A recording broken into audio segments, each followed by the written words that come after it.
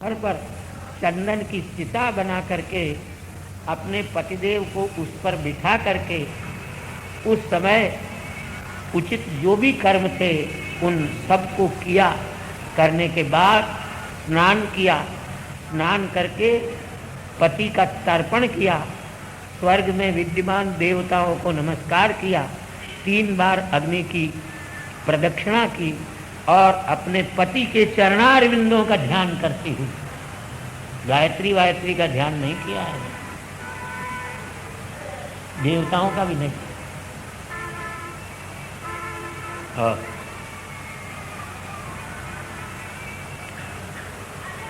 अपने पति के चरणारविंदों का ध्यान करती हुई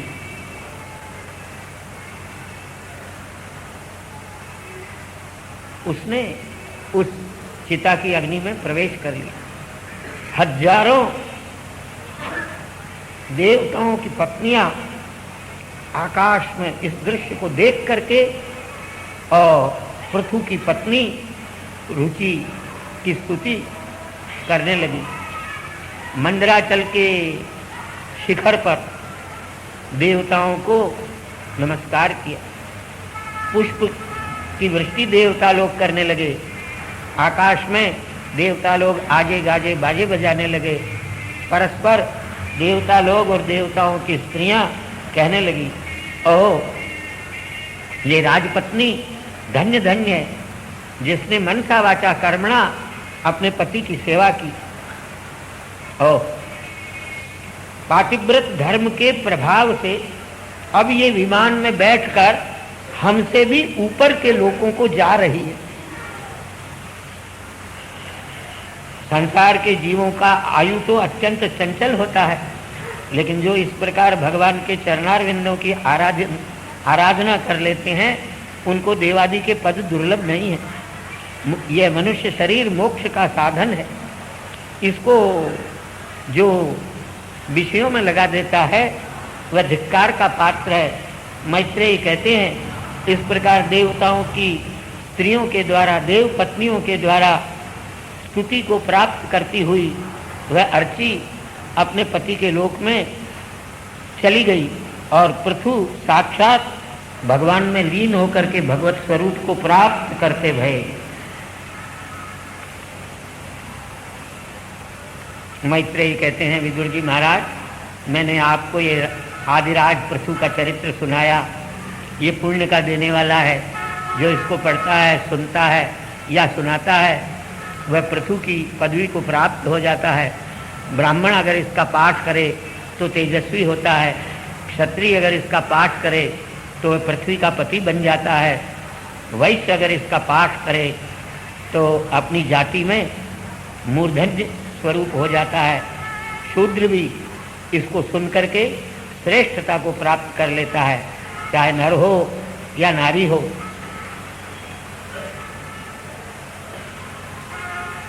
जो 3 बार इसको सुन ले तो वंध्या भी पुत्र को प्राप्त कर लेती है और निर्धन पुरुष भी धनवान हो जाता है। इस चरित्र के सुनने और पढ़ने से मूर्ख पंडित बन जाता है। ये संपूर्ण कल्याणों का आयन है, संपूर्ण अमंगलों का निवारण करने वाला है। ये धन धान्य की अभिवृद्धि करने वाला और यश की अभिवृद्धि करने वाला, साथ ही साथ आयु की भी अभिवृद्धि करने वाला है। आप लोगों के तो ये सब बढ़ने ही वाले हैं जो सुन रहे हैं। और धर्म, अर्थ, काम और मोक्ष की सिद्धि को देने वाला है।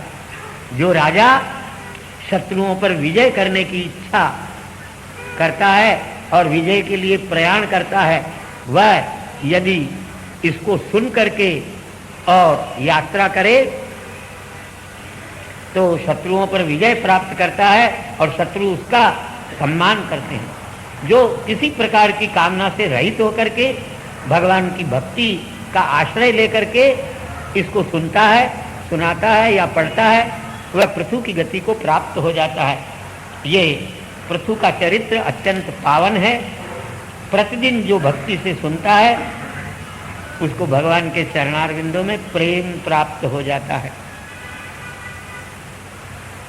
मैत्रेयी कहते हैं, हे विदुर जी महाराज, पृथु का पुत्र जो विदिताश्व था, उसने पृथु के बाद साम्राज्य सिंहासन का अधिरोहण किया और अपने जो दूसरे भाई थे उनको 10 दिशाओं का राज दे दिया।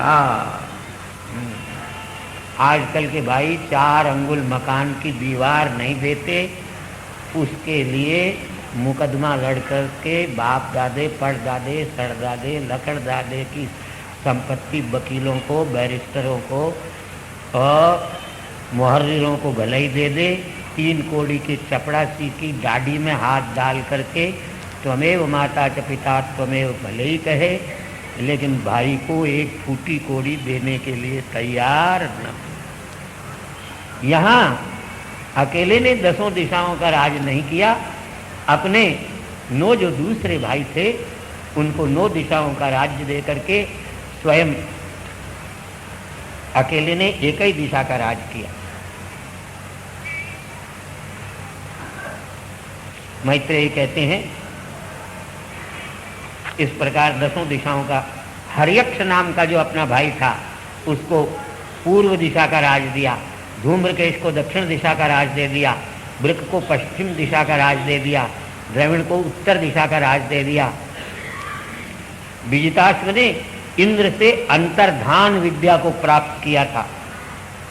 उस विद्या का ये प्रभाव है, जहां जब चाहे छिप जाए, कोई उसको देख न सके, इसलिए उसका नाम अंतर्धान पड़ गया था। उसकी शिखंडिनी नाम की पत्नी थी, उसमें उसने पावक, पवमान, शुचि इन 3 पुत्रों को पैदा किया। यही 3 अग्निहोत्र के अग्नि का नाम दिए। ये तीनों अग्नि वशिष्ठ के शाप से यहाँ विजिताश्व के पुत्र के रूप में पैदा हुए और फिर अग्नि के स्वरूप को प्राप्त हो गए। उस विजिताश्व ने, उसकी एक नभस्वती नाम की दूसरी पत्नी थी, उसमें हविर्धान नाम के पुत्र को पैदा किया। वह हविर्धान जो था उसने सोचा कि राज करना ये बड़ा कठिन काम है, इस वास्ते अपनी सारी उम्र उसने यज्ञ करने में ही बिता दी और राजा की वृत्ति का परित्याग कर दिया और यज्ञ करते करते ही यज्ञों से प्राप्त करने वाले लोगों को प्राप्त कर दिया। हविर्धान से हविर्धानी नाम की पत्नी में 6 पुत्र हुए, जिनका नाम बर्हिषद, गाय, शुक्ल, कृष्ण, सत्य और जितव्रत था। बर्हिषद कर्मकांड में बड़े कुशल थे।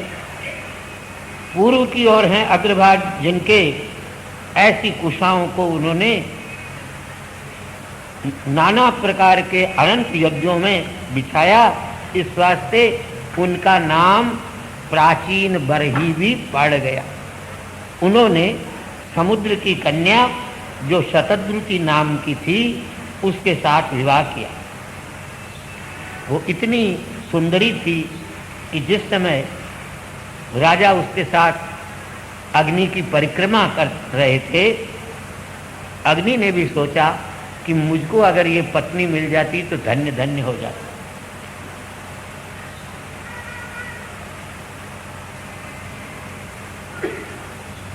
फिर अपनी पत्नी के साथ प्रजा का पालन करते हुए उसने केवल पृथ्वी को ही नहीं जीता, देवताओं को, राक्षसों को और गंधर्वों को भी जीत लिया।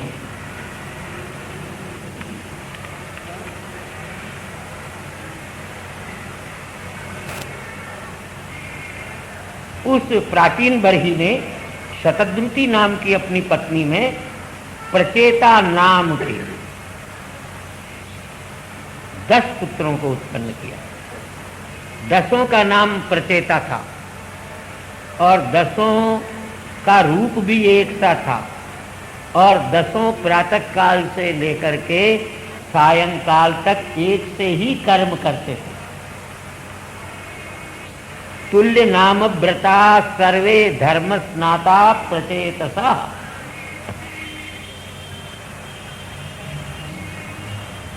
उन 10 को प्राचीन बरही नाम के पिता ने कहा, आप सृष्टि उत्पन्न करो। तो उन्होंने समुद्र में प्रवेश करके और 10,000 वर्ष तक भगवान भूत भावन शंकर द्वारा बताए हुए मार्ग से ध्यान और जप करते हुए भगवान का अर्चन पूजन किया। विदुर कहने लगे, इतनी कथा सुन करके मैत्रेयी जी महाराज से, मुनिवर्य, इन प्रचेताओं ने भगवान भूत भावन शंकर के साथ कहाँ समागम प्राप्त किया और भगवान भूत भावन शंकर ने इनको नारायण की उपासना का कौन सा क्रम बतलाया। मनुष्यों के लिए भूत भावन शंकर का समागम तो बड़ा दुर्लभ है।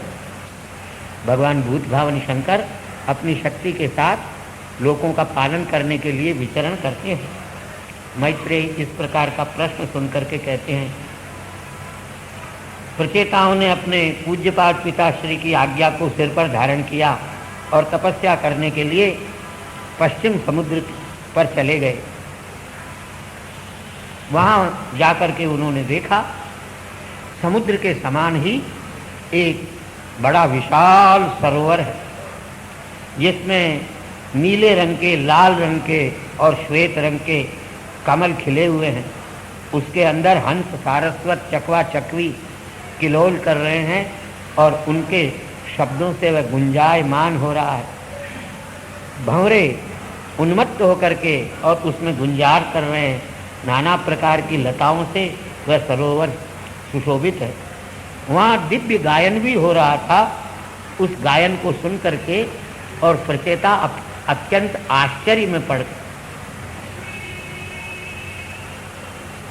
बस उस आश्चर्य के साथ ही उसी सरोवर में से निकलते हुए देवताओं में सर्वश्रेष्ठ अत्यंत प्रसन्न मुख अपने अनुचरों के सहित भगवान भूत भावन शंकर को देखा।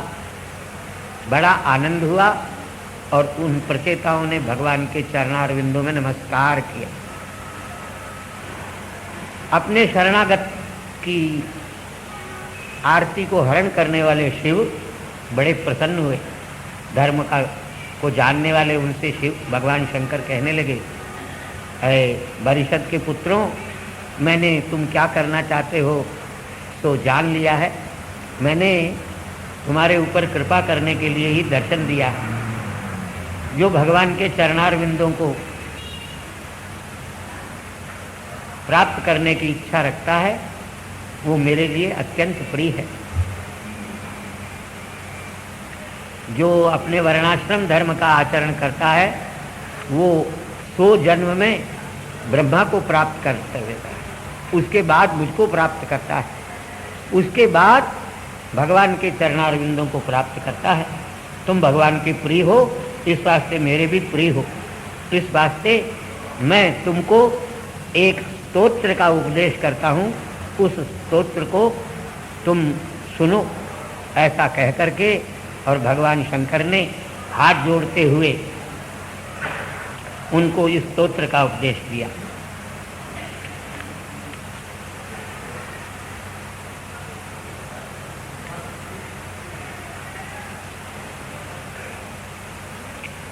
जितंत आत्मविद्धुर्य स्वस्तये स्वस्तिरस्तु मे भवता राजसाराध्यम सर्वस्मा आत्मने नमः।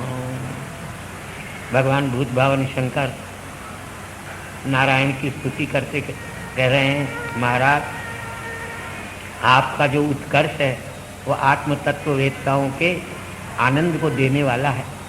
इस वास्ते मुझे भी आनंद की सत्ता प्राप्त हो जाए। आप सदैव परमानंद रूप में विद्यमान रहते हैं। आपकी नाभि में कमल है, उससे ब्रह्मा की उत्पत्ति होती है। ऐसे वासुदेव स्वरूप अत्यंत शांत आप सदा विद्यमान रहते हैं। आप ही संकर्षण स्वरूप है, आप ही सारे संसार को जागरण देते हैं, इस वास्ते आप ही प्रद्युम्न स्वरूप हैं। मैं आपको नमस्कार करता हूँ। आप ही अनिरुद्ध हैं, आप ही सूर्य हैं, आप ही पूर्ण हैं, आप ही स्वर्ग और मोक्ष के द्वार हैं। आपका पराक्रम हिरण्य के समान है, इस वास्ते हम आपको नमस्कार करते हैं। आप ही पितरों को और देवताओं को अन्न देने वाले हैं। आप ही चंद्रमा का रूप धारण करते हैं, आप ही जल का रूप धारण करते हैं, आप ही पृथ्वी का रूप धारण करते हैं और आप ही विराट स्वरूप धारण करते हैं। यह सारा आकाश आपका ही स्वरूप है, पंचमहाभूत भी आपका ही स्वरूप है, स्वर्ग भी आपका ही स्वरूप है, प्रवृत्ति निवृत्ति भी आपका ही स्वरूप है और धर्माधर्म के फल भी आपके ही स्वरूप है। आप संपूर्ण कर्मों के फल देने वाले हैं, इसीलिए सर्वज्ञ है। आप ही साक्षात कृष्णावतार में कृष्ण स्वरूप धारण करते हैं। आप सांख्य और योग के स्वामी हैं। आप आध्यात्मिक, आदि भौतिक और आदि दैविक इन तीनों प्रकार की शक्तियों से युक्त हैं। आप ही रुद्र स्वरूप धारण करते हैं। आप ज्ञान स्वरूप भी हैं, कर्म स्वरूप भी हैं और ब्रह्म स्वरूप भी हैं। इसलिए मैं आपको नमस्कार करता हूँ। कृपा करके हम आपके भक्तों को आप दर्शन दीजिए। आपका जो अत्यंत प्रियतम रूप है वह हमको दिखाइए। तो कैसा रूप है? मेघ के समान श्याम, सुंदर विशाल, चार भुजों वाला, अत्यंत कोटि कोटि कामदेवों को भी लजाने वाला जिनका मुख है, कमल के समान जिनके नेत्र हैं, सुंदर जिनकी भौहें हैं, नासिका भी जिनकी सुंदर और कपोल भी जिनके अत्यंत सुंदर हैं।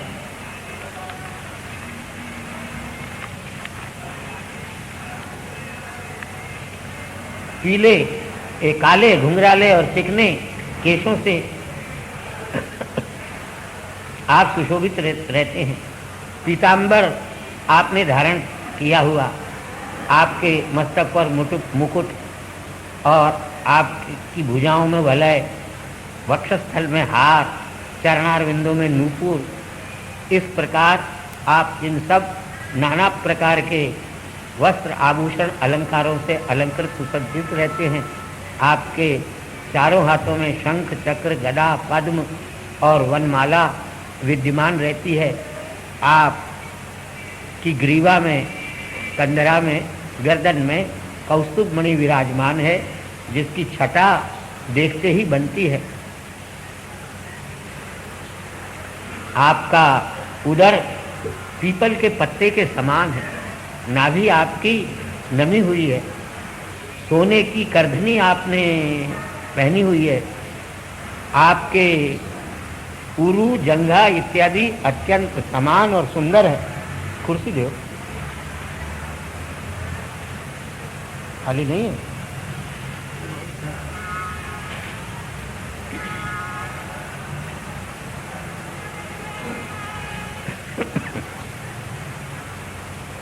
आप समस्त संसार के गुरु हैं। आप ही समस्त संसार के अज्ञान को दूर करने वाले हैं। आपके चरणारविंदों की शरण लेने मात्र से अज्ञान का नाश हो जाता है।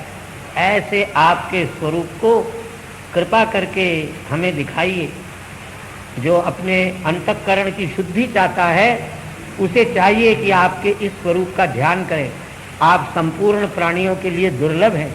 हाँ, सुलभ हैं तो केवल आपके भक्तों के ही लिए आप सुलभ हैं। आपकी जो निश्चल होकर के एकांत भक्ति करते हैं और आपका आराधन करते हैं, वे स्वर्गादि सुख की भी इच्छा नहीं करते। आपके चरणारविंदों की शरण में प्राप्त हो जाने के कारण ही ये काल मेरे वश में हो गया है। फिर भी मुझे किसी प्रकार का अभिमान नहीं है। जो भगवान के संगियों का संग करते हैं वो एक क्षण मात्र के लिए भी स्वर्गादि सुख की इच्छा नहीं करते हैं। इस वास्ते मैं चाहता हूँ भगवान कि आपके भक्तों का सदा मेरे साथ समागम होता ही रहे। ये आपकी कृपा, जिससे आपके भक्त इन प्रचेताओं के साथ मेरा समागम होता है। जब चित्त में आपकी भक्ति अत्यंत दृढ़ता को प्राप्त कर लेती है, तब चित्त शुद्ध हो जाता है और बाहर के पदार्थों से उसमें किसी प्रकार का विक्षेप नहीं होता। तभी मुनि लोग आपके तत्व को जान सकते हैं। जिस आपके तत्व में ये सारा संसार प्रकाशित होता है, जो आप अपनी माया के 3 गुणों को धारण करके इस संसार की उत्पत्ति करते हैं, इसकी रक्षा करते हैं और अंत में इसका प्रलय भी कर लेते हैं। ऐसे भेद रहित आपके स्वरूप को हम लोग जानते हैं। जो योगी लोग क्रियाओं के द्वारा आपका ही पूजन करते हैं, वे ही ज्ञान को प्राप्त करते हैं। आप एक हैं, एक होते हुए भी आप अपनी आदि माया शक्ति से रज, तम और सत्व इन गुणों को धारण करके ब्रह्मा विष्णु महेश के रूप में अपने आप को प्रकट करते हैं। आप ही अपनी शक्ति से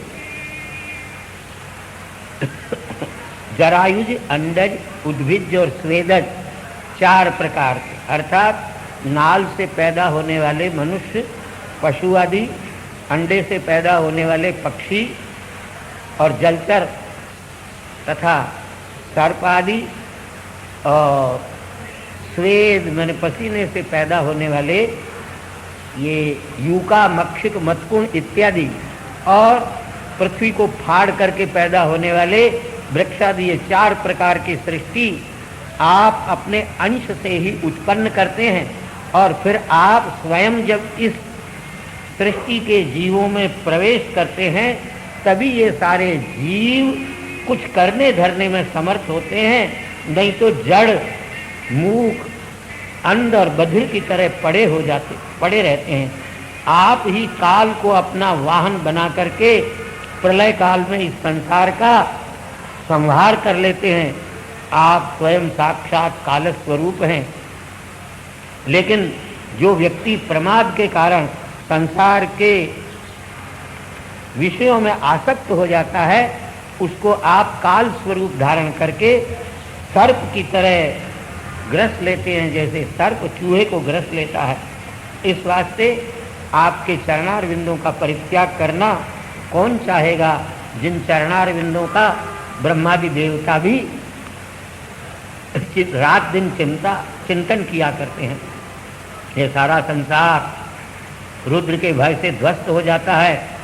इस वास्ते आप ही सारे संसार के जीवों को निर्भय गति प्रदान करने वाले हैं।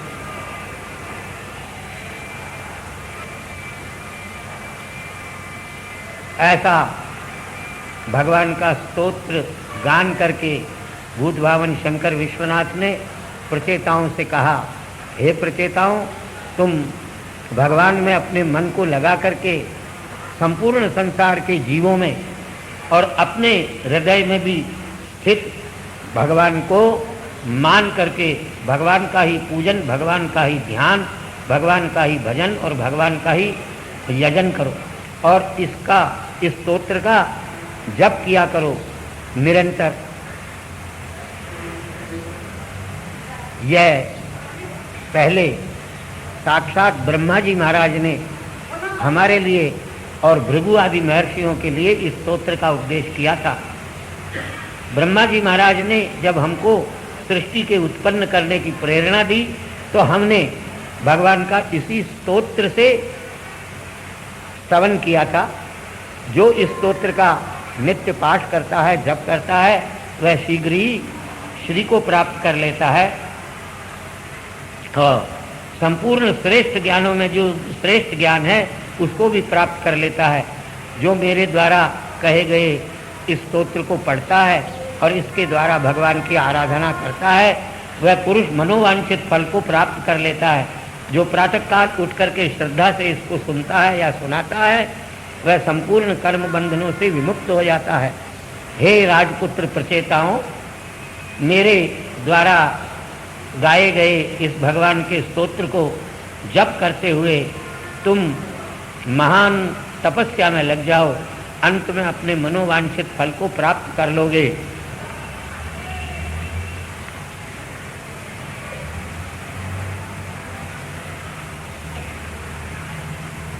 अब प्रचेता तपस्या करने लगे भगवान भूत भावन शंकर की आज्ञा प्राप्त करके। इधर नारद जी महाराज को विचार हुआ कि इन प्रचेताओं को अध्यात्म ज्ञान कराना चाहिए। इसलिए पुरंजन की कथा के बहाने नारद जी महाराज ने उन प्रचेताओं को ज्ञान देने के लिए आगमन कर लिया।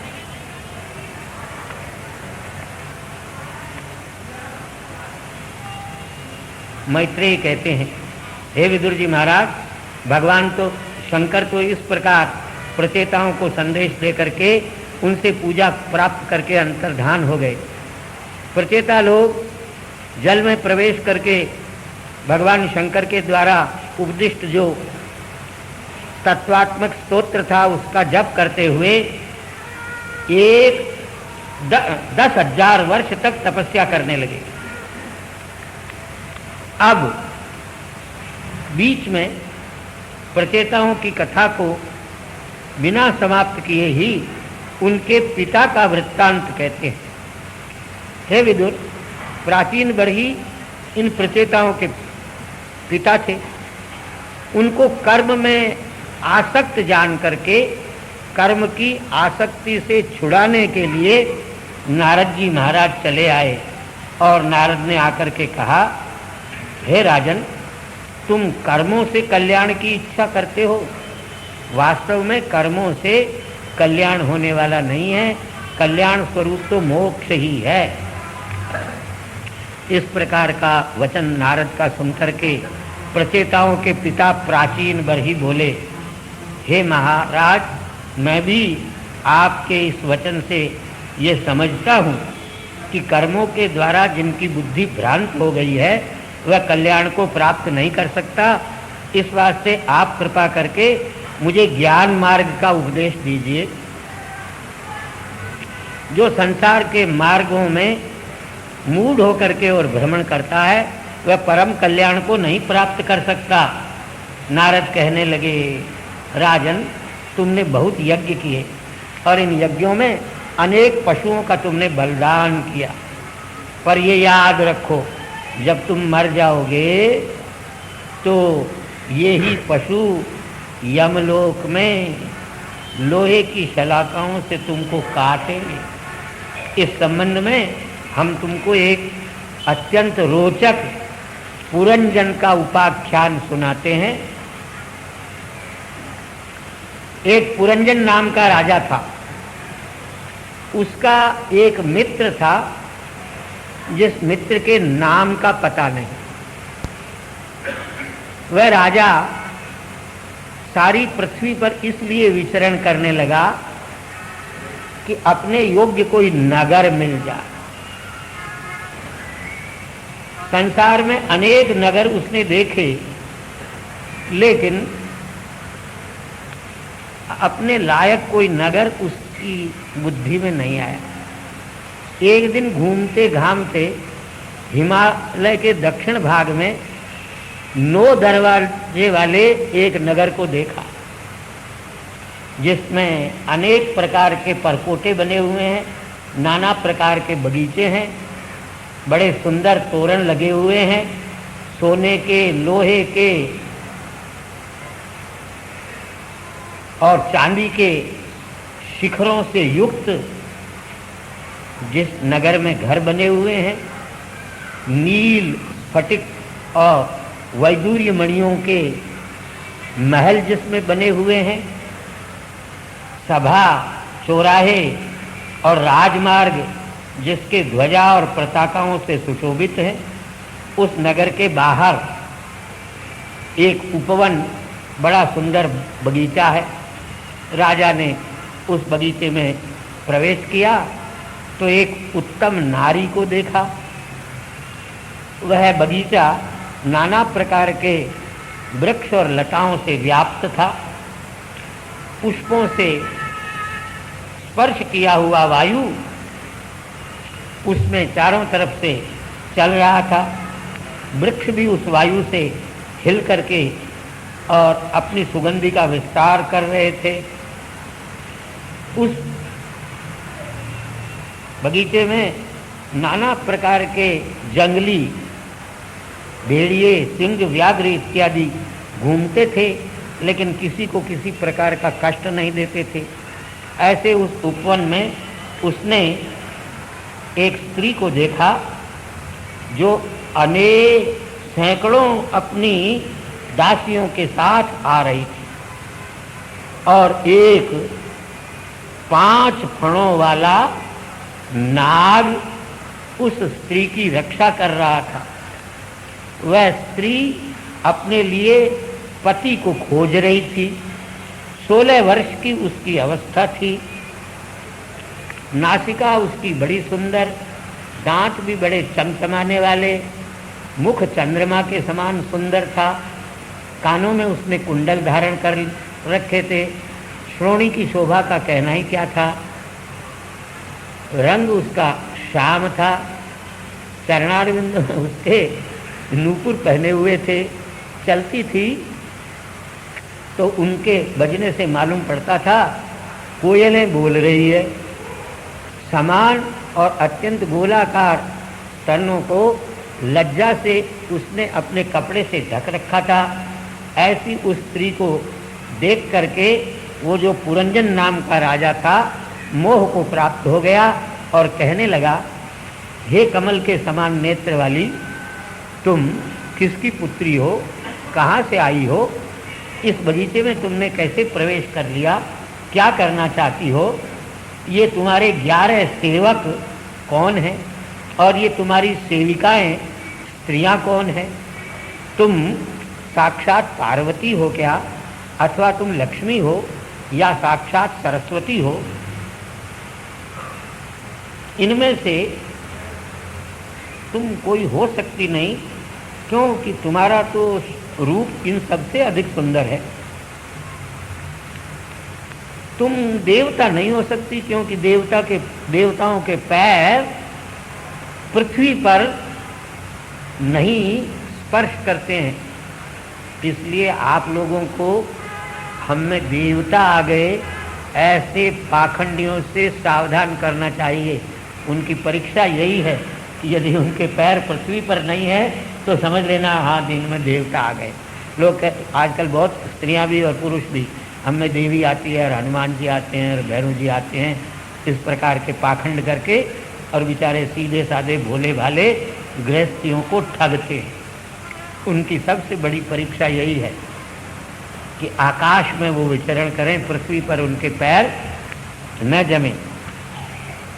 तो कहते हैं तुम देवस्त्री तो नहीं हो, क्योंकि देवस्त्री तो पृथ्वी का स्पर्श नहीं करते। तुम्हारे द्वारा प्रेरणा प्राप्त करके काम मुझे बाधित कर दे रहा है, मुझ पर कृपा करो। सुंदर भ्रू और लोचनों वाले अपने मुखारविंद का मुझे दर्शन कराओ। नारद कहते हैं इस प्रकार बिचारा याचना उससे कर रहा था। उस स्त्री ने उसका अभिनंदन किया और वो स्त्री भी उसको देख करके और मोहित हो गई और कहने लगी, तुम पुरुषों में अत्यंत श्रेष्ठ हो। भैया, लेकिन तुम कौन हो और मैं कौन हूं, तुम्हारे बनाने वाले कौन है और मेरे बनाने वाले कौन है, इसका मुझे भी पता नहीं है। और इस नगरी को किसने बनाया, इस बात को भी हम कोई जानते नहीं। ये जितने स्त्री और पुरुष हैं, तुमने जिनको मेरे सेवक और सेविकाएं समझा, ये मेरे सेवक और सेविकाएं नहीं, ये मेरे मित्र हैं और ये सब मेरी सखियां हैं। मैं जब सो जाती हूँ तो ये नाग मेरी रक्षा करता है और मेरी इस नगरी की भी रक्षा करते हुए जागता है। राजन, तुम यहाँ आ गए, ये मेरे अहोभाग्य हैं। तुम जिन विषयों की इच्छा करते हो मैं उनका तुम्हारे लिए संपादन करूँगी। मेरे साथ 100 वर्ष तक तुम खूब आनंद मंगल का उपभोग करो और इस नगरी में रह करके विषयों का भोग करो। तुम्हारे जैसे कोई परलोक की चिंता से शून्य व्यक्ति जो हो, वही मेरे साथ रह करके इस नगरी का आनंद ले सकते हैं। गृहस्थाश्रम में रह करके धर्म, अर्थ, काम और मोक्ष, पुत्रादि के सुख को बाबा जी लोग और ब्रह्मचारी लोग नहीं जान सकते, वो तो गृहस्थ ही जान सकते हैं जो गृहस्थाश्रम में सुख है। इस संसार में पितरों का पूजन करना, देवताओं का पूजन करना और ऋषियों का पूजन करना, उनका सम्मान करना, उनको भोजन आच्छादन देना और मनुष्यों को भी सब प्रकार के मनोवांछित पदार्थ पहुंचाना, ये तो गृहस्थाश्रम में ही कोई व्यक्ति कर सकता है। बाबा जी ये काम नहीं कर सकते, इसलिए गृहस्थाश्रम सर्वश्रेष्ठ है। तुम दर्शन मात्र से ही सुंदर लगने वाले हो, ऐसे तुम्हारे जैसे सुंदर पति को प्राप्त करके और पति के रूप में तुम्हारा वर्ण करने के लिए कौन स्त्री अपने आप को तैयार नहीं कर लेगी। नारद जी महाराज कहते हैं, हे प्राचीन बरही, प्रचेताओं के पिता, इस प्रकार उन दोनों ने आपस में लव मैरिज कर लिया।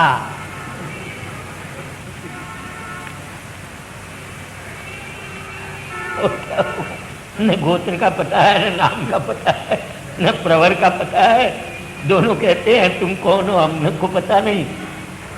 आजकल ऐसे ही लव मैरिज होता है, माई बाप का भी पता नहीं, नगर का भी पता नहीं जहाँ रहेंगे,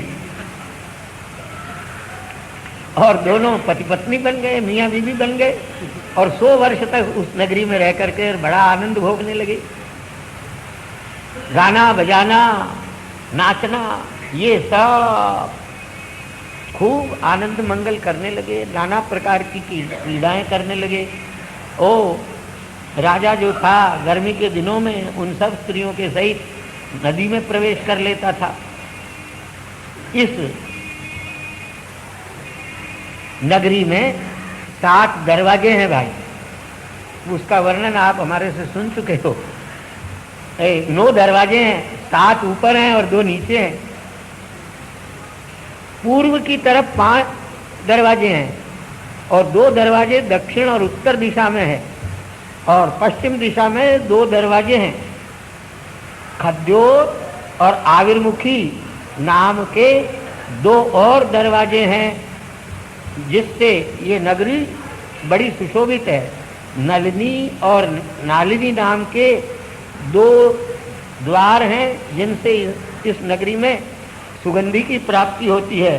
एक मुख्य द्वार है, जिसके द्वारा नाना प्रकार की सजी सजाई दुकानें इसके अंदर लगी हुई है और अनेक प्रकार के लड्डू, पूड़ी, मालपुड़ा, कचौड़ा और इडली, डोसा इत्यादि यहाँ खाने पीने के लिए लोगों को मिल जाता है।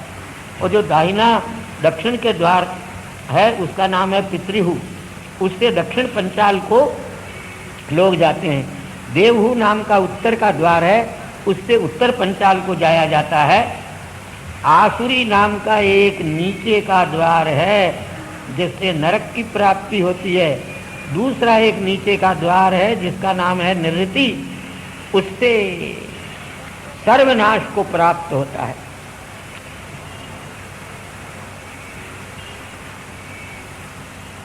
उस पुरी में रहने वाले पौरों के लिए निर्वाक और पेशस्कृत नाम के 2 अंधे सेवक हैं।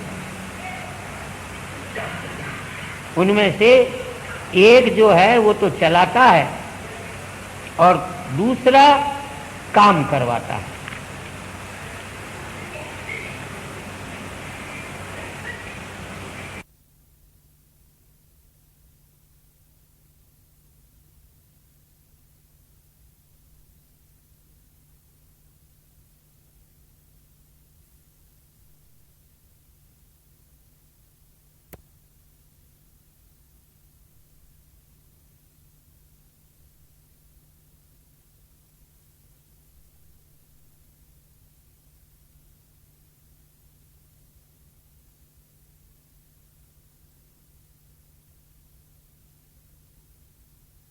चतुर्मुखी नाम के 2 और दरवाजे हैं, जिससे ये नगरी बड़ी सुशोभित है।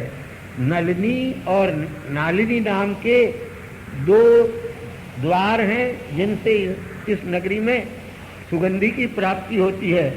एक मुख्य द्वार है, जिसके द्वारा नाना प्रकार की सजी सजाई दुकानें इसके अंदर लगी हुई है और अनेक प्रकार के लड्डू, पूड़ी, मालपुड़ा, कचौड़ा और इडली, डोसा इत्यादि यहाँ खाने पीने के लिए लोगों को मिल जाता है। और जो दाहिना दक्षिण के द्वार है, उसका नाम है पितृहु। उससे दक्षिण पंचाल को लोग जाते हैं। देवहु नाम का उत्तर का द्वार है, उससे उत्तर पंचाल को जाया जाता है। आसुरी नाम का एक नीचे का द्वार है, जिससे नरक की प्राप्ति होती है। दूसरा एक नीचे का द्वार है, जिसका नाम है निवृत्ति, उससे सर्वनाश को प्राप्त होता है।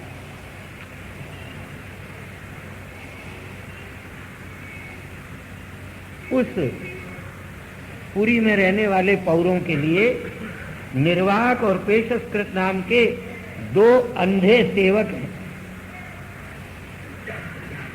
उनमें से एक जो है वो तो चलाता है और दूसरा काम करवाता है।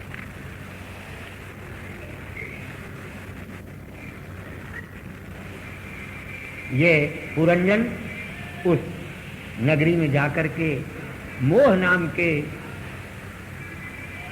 प्रसाद और हर्ष को प्राप्त कर लेता है। पुरंजन इस नगरी में रहते हुए कर्मों में आसक्त होकर के जैसे वो भगवती देवी उसको नचाती है, वैसे ही नाचता है। कभी वह हंसती है तो खुद भी हंसता है, चलती है तो चलता है। वह मद्यपान करती है तो स्वयं भी मद्यपान करता है। वो गाती है तो गाता है, वो रोती है तो खुद भी रोने लग जाता है, हंसती है तो हंसता है, और दौड़ती है तो उसके पीछे पीछे दौड़ता है, खड़ी हो जाती है तो वह भी खड़ा हो जाता है, वो कुछ सुनती है तो खुद भी सुनने लग जाता है, देखती है तो देखता है, कहीं शोक करती है तो खुद भी शोक करने लग जाता है, प्रसन्न होती है तो स्वयं भी प्रसन्न हो जाता है। इस प्रकार अपनी उस रानी पत्नी का खिलौना पुरंजन बन जाता है और वो जो कुछ करती कराती है वही करता है। नारद जी महाराज कहते हैं,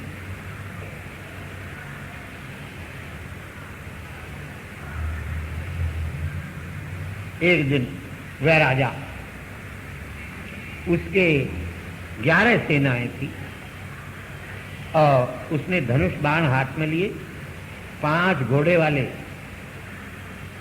5 जिसमें घोड़े, 2 जिसमें चक्के, 1 जिसमें अक्ष, 3 जिसमें ध्वजा लगी हुई है और 5 जगह से जो बंधन को प्राप्त हुआ है, 1 ही जिसमें रस्सी है और 1 ही जिसमें सारथी है और 5 जिसके जाने के रास्ते हैं।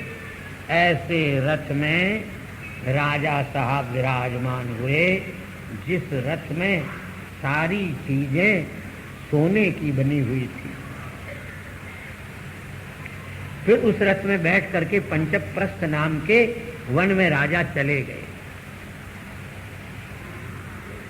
विवेकवती स्त्री को घर में छोड़ गए और शिकार खेलना प्रारंभ कर दिया। नाना प्रकार के बाणों से जंगली पशु पक्षियों को मारा।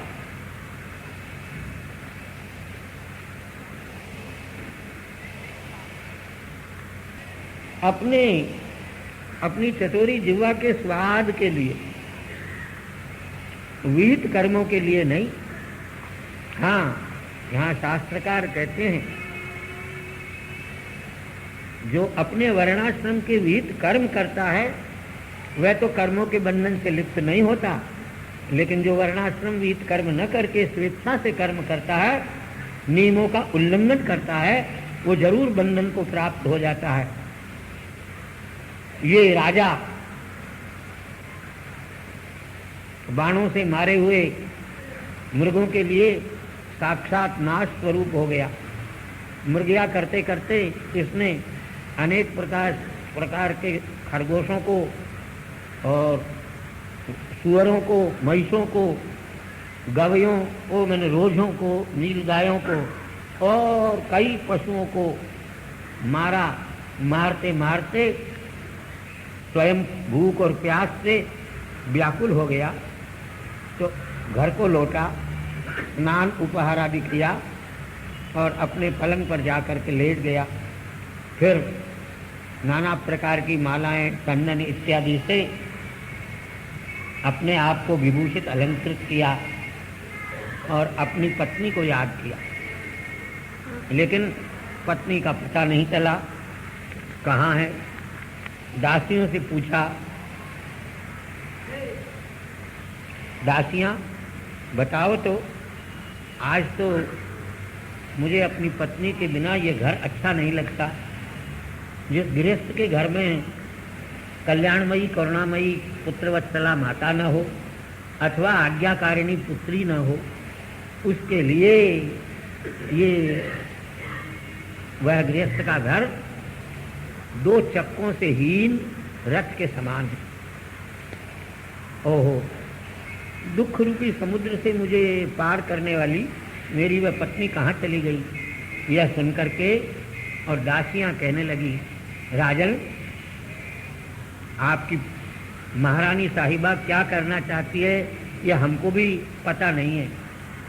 जरा जा करके देखिए, वो तो जमीन पर पड़ी हुई है। नारद कहते हैं, प्राचीन बरही से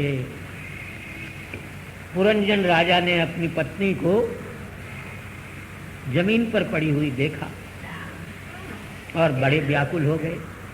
सांत्वना दी और उसको मनाने के लिए उसके चरणार बिंदों को पकड़ लिया, उठा करके अपनी गोद में बिठाया और कहने लगे,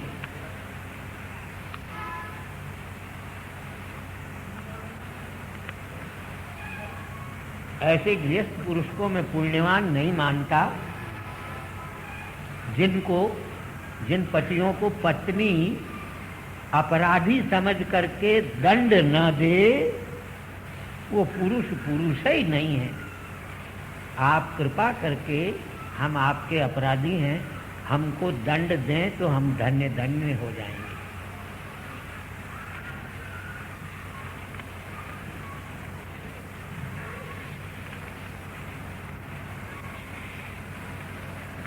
आप तो हमारी स्वामिनी हैं, हम आपके सेवक हैं।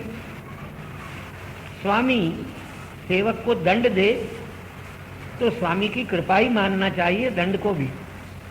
आप कृपा करके अपने सुंदर वचनामृत वाले और मंद मुस्कान वाले मुख को मेरी ओर करके और मुझे धन्य